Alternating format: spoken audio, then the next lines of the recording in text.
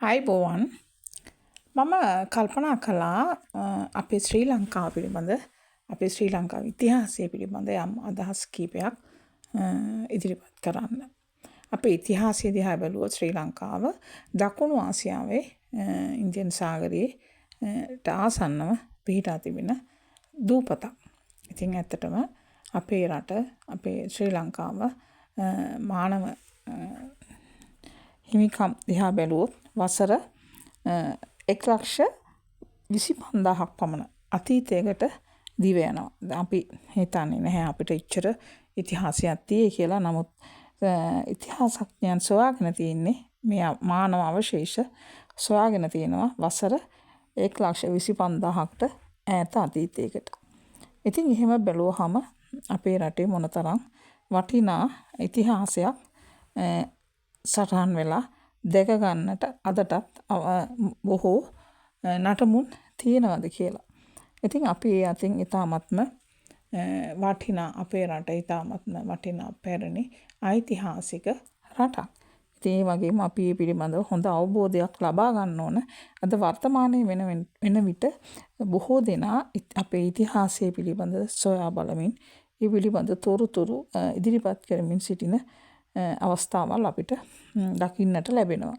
ඒතකොට ඇත්තටම ශ්‍රී ලංකාවේ ධනාවාස මිනිසුන් බිහිවීම අතීතය ගැන සටහන් වෙන්නේ මහා වංශය, දීප වංශය, තූප වංශය වැනි වංශ කතා වලින් බොහෝ වෙලාවට අපිට දැනගන්නට පුළුවන්. ඉතින් ඒ වගේම උතුරු ඉන්දියාවේ ඉඳලා පැමිණියා කියලාත් අපේ ඉතිහාස කතාවල අපිට බොහෝ විස්තර දැනගන්න පුළුවන් වෙනවා.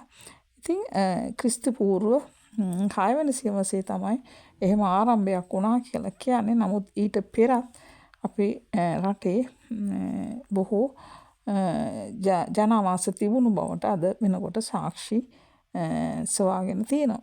ඉතින් ඒ ගැන අපි ඕනතරම් අපිට තොරතුරු සොයාගන්න අවස්ථාවල් තියෙනවා. ඒ පිළිබඳව ඕන කෙනෙකුට ඉතිහාසය පිළිබඳ පොතපත තොරතුරු සෙව්වොත් ඒ ගැන තවත් අවබෝධ කරගන්න පුළුවන් වෙනවා. එතකොට අපිට හැඟෙන්නේ අපේ රට මොන තරම් වටිනා සම්පතක් වටිනා ආදිවාසිකයන් ජීවත් වුණු රටක්ද කියන එක. ඒ කියන්නේ අපිට ඇහැට දකින්න ගොඩාක් දේවල් අපේ රටේ දැනටත් තියෙනවා. දැන් ක්‍රිස්තු පූර්ව සියවස් බැලුවොත් 15,000කට වසන ආසන්න කාලයක් ජනතාව රටේ මිනිස්සු හිටිය කියන බවට ඔප්පු කරන්න ඒ කාලේ වගා කරපු දේවල් ඕට්ස් බාර්ලි වගේ වගාවන් තිබුණා කියලා තමයි සොයාගෙන අද වෙනකොට තියෙන්නේ. ඉතින් එහෙම ගන්නකොට මොනතරම් දියුණු මට්ටමක එදා තිබුණද කියන එක අපිට හිතා ගන්න පුළුවන්. ඉතාමත්ම ජනතාව ජීවත් වුණේ සාමාන්‍ය යකඩ ඒ වගේම ගල් ඒ වගේ කර්මාන්ත කරන්න පුළුවන් ශක්තියක් තියෙන වටිනා මිනිස්සු. ඒ විදියට එක් විදියට වර්ග වෙලා තුන වෙනදාම සඳහා ඒ වගේ නිර්මාණයන් කිරීම, කර්මාන්ත කිරීම, යකඩ වලින්, ගල් වලින් ඒ හැම දෙයක්ම ඒ වගේම ඥානය බෙදා දීමටත් යම් කොටසක් පිරිසක් හිටියා. ඉතින් එවැනි තත්ත්වයක් එදා පැවතියි. ඒකට අද වෙනකොට අපි ඒ ගැන සමහර වෙලාවල් වලදී බොහෝ අය තරුණ පරපුර ඒ තොරතුරු බොහෝ අය දන්නේ නැති වෙන්න පුළුවන්. ඉතින් අපි ක්‍රිස්තු පූර්ව 1,500ක් තරම් පැරණි අතීතයක් තියෙන ශ්‍රී ලංකාවක් කියලා අපිට හඳුනා ගන්න පුළුවන් අවස්ථාවල් තමයි අද වෙනකොට තියෙන්නේ. අතීතයේ අපේ කුරුඳු ඊජිප්තුවට පවා යවලා තියෙනවා කියලාත් සොයා ගන්න පුළුවන්. අතිනකන අතීතයේ අපේ වෙළඳාම බොහෝ වෙලාවට එදා ඉඳලම තිබිලා තියෙනවා. ඊට පෙර කියන්නේ ක්‍රිස්තු පූර්ව වර්ෂවල අපේ වෙළඳාම කටයුතු තිබිලා තියෙනවා. ශ්‍රී ලාංකික කුරුඳු ඊජිප්තුවෙන් සොයාගෙන තියෙනවා. එතකොට වෙළඳාම පිළිබඳ යම්කිසි අදහසක් එදා පැවතුණයි කියන එක තමයි කියන්නේ. කියන්නේ ප්‍රාග් ඓතිහාසික යුගවලදී. එතකොට ලංකාවේ සංස්කෘතිය බොහෝ වෙලාවට මේ දකුණු ඉන්දියාවේ සමානකම් තියෙනවා කියලත් ඒ වගේම දැනගන්නට පුළුවන්. මොකද සමහර ශිලා ලේඛන වලින් ඒගෙන ලංකාවේ තාක්ෂණය කොයි විදියටද යකඩ කර්මාන්තය, යකඩ තාක්ෂණය ඒවා සමහර විට ඒ ආభాෂයත් ලැබෙන්නේ නැති කියලා අපිට අද වෙනකොට හිතන්න පුළුවන්. ඉතින් කොහොම වුණත් අද මෑතිවගේ දැන් අපේ රටේ තියෙන කර්මාන්ත දිහා දියුණුව දිහා බැලුවාම අපි එදා තිබුණු ඒ ක්‍රිස්තු පූර්ව වර්ෂවල අපේ රටේ තිබුණු යකඩ ඒ කර්මාන්ත ඒ මිනිසුන් කරපු නිර්මාණ ගලින් ශෛලමය නිර්මාණ ඒව දිහා බැලුවාම අදටත් ඒව පවතිනවා. එතකොට අපි ඒ මට්ටම දිහා බැලුවොත් අද අපි දියුණු තත්ත්වයකද පවතින්නේ කියන එක තමයි ගැටලුවක් වෙන්නේ. අපේ අද පරපුර අපේ වර්තමාන තත්ත්වය දිහා බැලුවාම ඒ කර්මාන්තයක් ගැන විශාල දියුණුවක් ඇති වෙලා නැහැ. ඒ කර්මාන්තයන් පිළිබඳ. එදා අපිට තාක්ෂණය මේවලම් පාවිච්චි කරන්න සමහරට විදුලි කර්මාන්තයක් විදුලිය ලබා ගැනීම හැකියාවක් තිබුණේ නැහැ. ඒකට ඒ වෙනකොට තමන්ගේ ශක්තියෙන් බොහෝ නිර්මාණ කරලා තිබුණේ. ඉතින් එහෙම මිනිසුන් ජීවත් වුණු යුගයක් ඒ. එතකොට අද වෙනකොට අපි පුරුදු වෙලා තියෙන්නේ තාක්ෂණය භාවිතා කරලා. එතකොට ඒත් අපේ මේ මට්ටමට බලන්න අපිට නිර්මාණ කිරීමේ හැකියාවක් තවමත් එවැනි දියුණුවක් ඇත්තේ නැහැ. එතකොට අපි බලන්න ඕනේ එදා හා සාපේක්ෂව බැලුවහම අපි සාල දියුණුවක් එහෙම ලබාගෙන නැහැ. අදටත් අපේ රට ආර්ථිකමය අතින් ඉතාමත්ම පහත් මට්ටමක තමයි තියෙන්නේ. එදා අපේ ජනතාව ජීවත් වුණේ තමන්ගේ රටේ තියෙන හැම දෙයක්ම දෙයින් නිෂ්පාදනය කළා. ආහාරද නිවාසද සමහරට ගල් ගුහාවල හරි ගල් එනක් කොයි විදිහටද නිර්මාණය කළේ කියලා අද බැලුවහම අපිට හිතා ගන්න බෑ.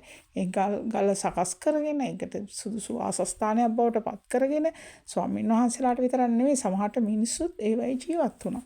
එතකොට ඒ විදිහට වැඩි පරපුරක් කියලා ආවේ ඒ ජීවත් වුණු ජනතාව. එතකොට ඒගොල්ලෝ ජීවත් වුණේ ගල්ලෙන් වල. එතකොට එහෙමනම් එදා මේ මිනිස්සු ඒවා සකස් කර ගැනීමට යම්කිසි Tamanට ශක්තියක් තිබුණා.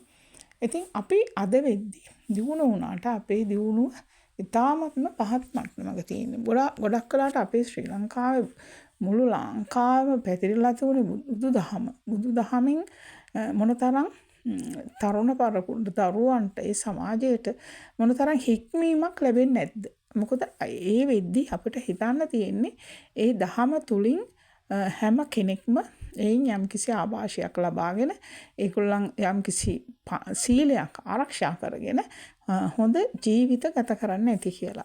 එතකොට හැම කෙනෙකුටම අධ්‍යාපනය කිව්වට අපි පාසල් වලට ගිහිල්ලා විශාල දැනුම් සම්භාරයක් ලබා ගන්න තරඟකාරී ලෝකයක් තිබුණේ නැහැ. නමුත් ජීවිතය කියන්නේ මේ අධ්‍යාපනය කියන්නේ තමන්ගේ ජීවිතය යහමඟට ගැනීම තමයි පළවෙනිම දේ වෙන්න ඕනේ. මේ යහමඟට ගැනීම අද වෙනකොට සමහර වෙලාවල් වලදී දකින්න ලැබෙන්නේ බොහොම පහත් මට්ටමක. කොච්චර අපි අධ්‍යාපනය ලැබුවත් ඒ ඉහළ මානසික මට්ටම අඩුයි. දැන් බුදුහාමුදුරුවෝ ලැබුණු බුදුදහමේ අඩුම ගානේ පන්සිල් පද 5 රකින්න මිනිස්සු උත්සාහ ගන්න නැති. පෙන් පානය කිරීමක් නැහැ. ඒ කාලෙ වෙද්දී ඊළඟට දැන් වගේ නොයෙකුත් මත්ද්‍රව්‍ය තියෙනවා. එහෙම දේවල් තිබුණේ නැහැ. එතකොට මිනිස්සු ජීවත් වුණේ බොහොම මේ සංවර බොහොම ශාන්ත බුදුදහමගේ අනුගමනය කරමින් ඒ වගේ රටේ තියෙන හැම දෙයකින්ම තමන්ගේ ජීවිකාව කරගෙන යන පිරිසක් තමයි ජීවත් වුණේ. අපේ ආහාර පද්ධතිය, අපේ වේදකම එතකොට ඒවා ඉතාමත් උසස් ගණේ තියෙන්නේ නැති. දැන් අද වෙද්දි අපිට ඒ දේවල් දකින්න පුළුවන්. අදටත් අපේ සිංහල වෛද්‍ය විද්‍යාවක් තියෙනවා. වෙද ක්‍රමයක් තියෙනවා. වෛද්‍යවරු සිංහල ක්‍රමයට ඉගෙනගෙන අපේ රටේ තියෙන දේවල් වලින් ගස්වල කොළ පොතු මුල් මල් ගෙඩි මේ හැම දෙයක්ම බෙහෙතට අරගත්තු හැටි එදා.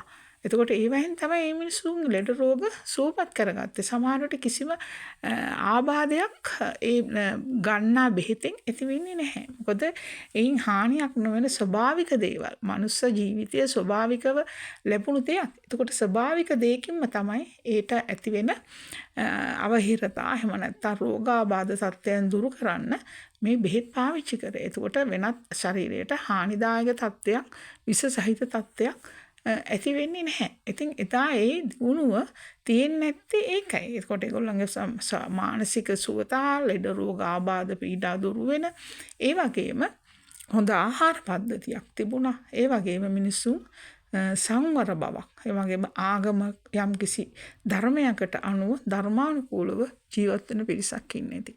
දැන් අද වෙද්දි බලනකොට අපි එයින් ලබාගත්තු එදා ඒ පැවති ඒ දහම, ඒ ධර්මය අද වෙද්දි පිළිපදින සමාජයක් බොහෝ විට දකින්නට ලැබෙන්නේ නැහැ. අද වෙද්දි අපිට තරුණ පරපුර දිහා බැලුවත්, කුඩා දරුවන්ගේ සිට ඒ වයස්වල කණ්ඩායම් දිහා බැලුවත් අද ධාර්මික බවින් බොහොම අඩු මට්ටමක තමයි ඉන්නේ.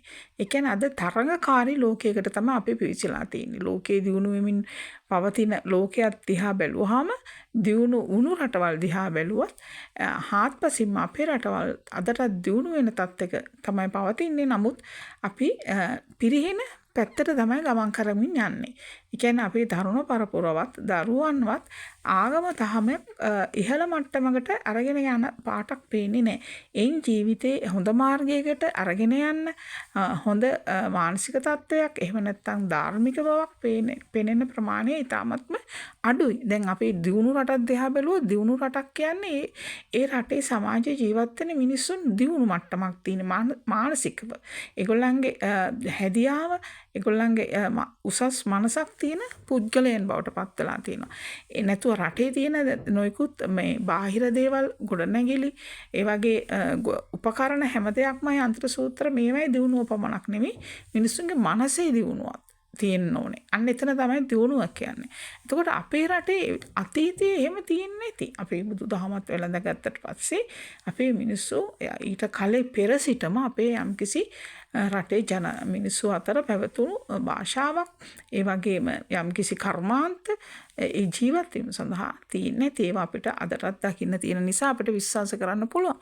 ඒ සාධක. එතකොට අද වෙද්දි අපි එයින් ලබාගත්තු දියුණුවක්, එයින් ලබාගත්තු ආදර්ශයක් නැතුව ගිහිල්ලා අපි යන්නේ වෙනත් මාර්ගයකට. අද තරුණ පරපුර දිහා බැලුවාම එහෙම ආධ්‍යාත්මික අතින් යම් මට්ටමකට පුඩා කාලේ ඉඳලා දෙමෝපියෝ හෝ ගුරුවරු හෝ දියුණු කරලා තියෙනවා නම් ඒ ළමයි යන්න ඕන මාර්ගය තෝරගන්න ඒගොල්ලන්ට පහසු වෙනවා. ඒගොල්ලෝ සමාජයේ තියෙන නොයෙකුත් විකෘති දේවල් වල වැළඳ ගන්න පෙළඹෙන්නේ නැහැ. තමන් යහමඟකට ධර්මානුකූලව වැඩ කරන්න පුරුදු වෙලා තියෙනවා නම් කුඩා කාලේ ඉඳලා මේ සමාජයට එන දේවල් මත්ද්‍රව්‍යද මේ හැම දෙයක්ම වැළඳ ගන්න පෙළඹෙන්නේ නැහැ. ඒ තේරුම් ගන්න ශක්තියක් තියෙනවා. එහෙනම් මානසික දියුණුවක්, මානසික දියුණුවක් ඇති වෙලා තියෙනවා නම් මේ වැරදි මාර්ග තේරුම් ගැනීමේ ශක්තියක් තියෙන්න ඕන. අනේ මේ අපි යන මාර්ගේ වැරදි නේද කියලා. තමන්ගේ ජීවිතේ මීට වඩා වෙනස් මඟකට නේද යන්න ඕනේ. ඒක තමයි දියුණුව කියන්නේ කියලා හැකියාවක් තියෙන්න ඕන. එහෙම තත්යකට අපිපත් වෙලා නැහැ. අපිට අදහන්න ලැබෙන්නේ හැමදාම කොයි හරිම වෙඩි තියලා මරණ දෙයක්. එහෙම නැත්නම් දූෂිත සමාජයක් දූෂණය කිරීම සම්බන්ධව හැම පැත්තෙම ඒ කියන්නේ අපයෝජනය, තරුණ ළමයි, තරුණ තරුණියන්, කුඩා ළමයි මේ හැම අයටම ඒ පැත්තෙනුත් ඉතාම පහත් මට්ටම් තත්ත්වයක් තමයි මිනිසුන්ගේ මානසික මට්ටම් තියෙන්නේ. කියන්නේ උසස් වීමක්, දියුණුවක් දකින්න නැහැ.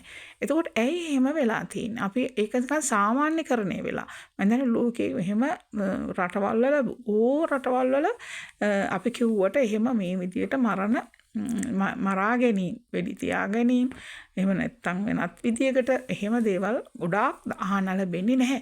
ඉතින් අපිට එහෙම වෙලා තියෙන්නේ කියලා තේරෙනකොට අපි හිතන්නේ එකිනෙකා අතර තරහව, ඊර්ෂ්‍යාව, මේ ක්‍රෝධය කියන එක පැතිරිලා. ඇයි? ධර්මයක් නැහැ. ඒ කියන්නේ අපි කොච්චර 80% බෞද්ධයෝ වුණත් අපි ඒ ධර්මය පිළිපදින බවක් පේන්නේ නැහැ. ඒ කියන්නේ ඒක ඊටාම අඩු මට්ටමකට තමයි පවතින්නේ. ඒ කියන්නේ මිනිස්සු අතරින් නිකන් අපි සිරිතක් හැටියට යංකම් පන්සලකට යනවා වගේ අන්න එහෙම දෙයක්. ඒ කියන්නේ එයින් ලබා ගන්න දෙයක් පේන්නේ නැහැ. එහෙම තියෙනවා නම් මෙවැනි දේවල් අහන්න ලැබෙන්නේ නැහැ. තරුණ තරුණියන්ගේ ජීවිතවල වටිනාකමක් අද පේන්නේ නැහැ. එයාලා ජීවිතේ ගොඩනගා ගන්න උත්සාහ ගන්නේ තමන්ගේ මුදල් ලිපීමේ මාර්ගය. එහෙම නැත්නම් තමන්ට ලොකු නිවසක් සාදා ගන්න. එහෙම නැත්නම් ලොකු වාහනයක් ලබා ගැනීම. ඒක තමයි අරමුණු. එහෙම තියෙන්න ඕනම කෙනෙක්ගේ. නමුත් ඒක යන්න ඕනේ හොඳ මාර්ගයකින්. ඒක තවත් කෙනෙකුට හිංසා කරලා, තවත් කෙනෙක්ව තලා පෙළලා, අනිත් අයව පාගලා එහෙම ඉහළට ගිහිල්ලා ඇති වැඩක් නැහැ. එතකොට එතන තමයි පිරිහීම තියෙන්නේ. අපි හිතනවා දියුණුවක් කියලා. ඒක දියුණුවක් නෙමෙයි. තමන්ට පුළුවන් ආකාරයෙන් තමන් දියුණු වෙන්න උත්සාහ ගන්න ඕන. අයහපතක් නොකර කිසිවෙකුටවත් අයහපතක් නොවන අයුරින්. එහෙමනම් අපිට අපේ ආගම දහමෙන් අපිට පුළුවන් අපිව හදාගන්න. ඒකට අපිට කුඩා කාලේ ඉඳලා දෙමව්පියන්ගෙන් පාසලෙන් පන්සලෙන් එහෙම නැත්නම් පල්ලියෙන් මේ හැම තැනින්ම මේ සඳහා යම් කිසි නිසි වැඩපිළිවෙලක් තියෙන්න ඕන. ඒ සඳහා අනිවාර්යයෙන්ම මිනිසුන්ට පිළිපදින්න පුළුවන් විදියට තමන් ඒව අනුගමනය කරන්න පුළුවන් විදියට ඒව දෙන්න යම් කිසි උපක්‍රමයක් තියෙන්න ඕන. නැත්නම් මේ සමාජයේ ඉතාමත්ම අගාධයකට විශේෂයෙන් මේ අපේ රටේ දරුදරියන්ට එවැනි තත්ත්වයකට තමයි මුහුණ දෙන්න සිද්ධ වෙන්නේ. මොකද කිසිම දෙයක් සිරිතක් විරිතක් නැතුව තමන් මුදල් උපයීමේ මාර්ගය අධ්‍යාපනය කරන්නෙත් ඒ සඳහා. ඒ කියන්නේ තවත් රටකට යෑමේ බලාපොරොත්තුවෙන් වෙනත් භාෂාවක් ඉගෙනගෙන ඒයින් දියුණු වෙන්න තමයි කල්පනා කරන්නේ වෙනත් රටකට ගිහිල්ලා. මොකද අපේ රටේ ඕන තරම් තියෙනවා අපිට දියුණු වෙන්න මාර්ග. ඒකට අපිට ඉඩ සලසන්න කෙනෙක් නැහැ. ඒ මාර්ගය විවර කරන්න කෙනෙක් නැහැ. ඒ මාර්ගය සකස් කරලා දෙන්නේ සමාජයක් නැහැ. අන්න ඒ ප්‍රශ්නේ තියෙන්නේ අපි වැරදි මාර්ග වලින් මුදල් උපයීම ඉතා ඉක්මනින් මුදල් ඉපයීමට තියෙන තරඟකාරීත්වයටයි ඒ වගේම අනිකා පෙරලාගෙන අනිකට ඊර්ෂ්‍යා කරමින් ක්‍රෝධ කරමින් වෛර කරමින් විනාශ කරමින් යන සමාජයකට තමයි අද පත් වෙලා තියෙන්නේ. එතකොට ඒකට අපි ඉතා ඉක්මනින් පිළියම් යෙදුවේ නැත්නම් මේක හරිම බලාගෙන ඉන්න අපහසු අහන්න අපහසු කරුණු දේවල් සිද්ධි තමයි අපිට අහන්න ලැබෙන්නේ.